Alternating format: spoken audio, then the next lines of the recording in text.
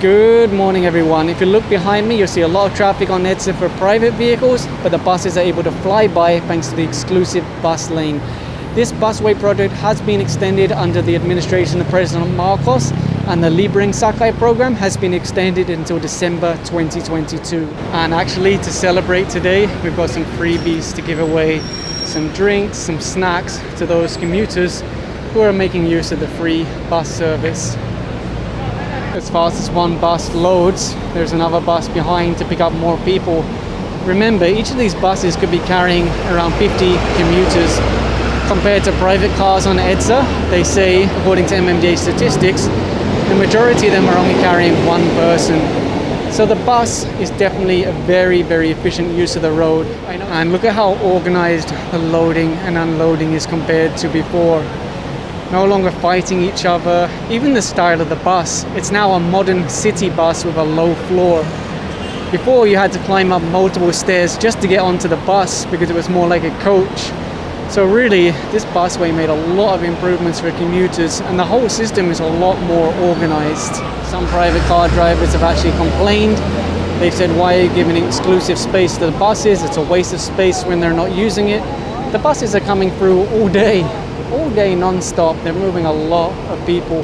And if you remember before, what they were doing on EDSA, they would block multiple lanes. They would fight with each other, they'd make illegal terminals. So not only did this benefit the buses and the commuters, but it also benefited private cars, private motorcycles, because they don't have to fight with the buses anymore.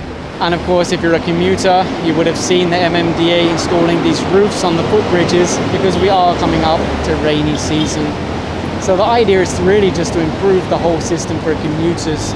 How many hundreds of thousands of commuters are traveling every day in NCR? And it took this long to really put priority on them. And that's what this is, it's giving priority to commuters. So I'm not going to say it's perfect, there's still room for improvement. You see an ambulance is about to pass now because emergency vehicles are allowed to use the exclusive bus lane. That allows them to respond to emergencies much faster than before, especially during peak hours when the traffic is so heavy. Not everybody wants the freebies, that's okay, of course, it's up to them. The more enticing you make public transport, the less private vehicles you have on the road in the first place. That's why it's good to see programs like the subway system, the VUV modernization program, and things like that to really focus on commuters.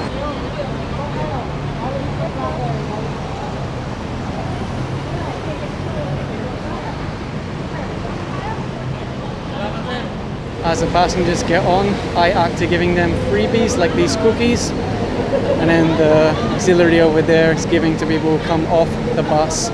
He's a little bit nervous, he's new to the agency, 46 years old, traffic auxiliary, still given a chance, which is great to see. Where you'll see a lot is motorcycles like that. They'll come speeding along the busway, and then once they see enforcers up ahead, whoops, I'll go back, or the barriers. Actually, there's more people than I expected who are turning down the freebies. But of course, that's their choice. They don't have to accept. You see that ambulance in the background cutting over to the busway. He knows that's going to be his best hope to get to the other side of EDSA from north to south. One of the complaints from commuters is the senior citizens can't easily use the stairway, the footbridges. They are meant to be installing lifts. That was something that DOTr announced before. I think they just haven't made it that far yet. I actually do see senior citizens here in the busway, but I guess, yes, it could be a little bit difficult to use the footbridge in some cases.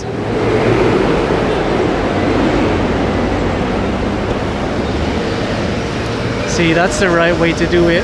If you know there's a lot of buses in a queue, but there's not many passengers to load, those at the front you let pass straight through. The couple at the back, you stop and load with passengers. Sometimes that's not being done properly, and that's why the queues can be a lot worse. The buses get stuck and they feel all the way back, they can't go forward to other stations. So there are still some loading unloading issues to resolve, but they're easy to fix. It's just general management administration. Before, when the rain started coming down, bad luck as a commuter, you better bring out your umbrella. Now you have this covering, plus there's lighting. That deters thieves, because thieves love commuters. They love stealing from them, they love pickpocketing them. Yes, good morning. Nice to meet you. Good morning. You're here for the bus? You're riding the bus? Yes, of course. I always use this. Do you want to be in the video? Anything will do. Maybe you can tell me how you find your busway experience.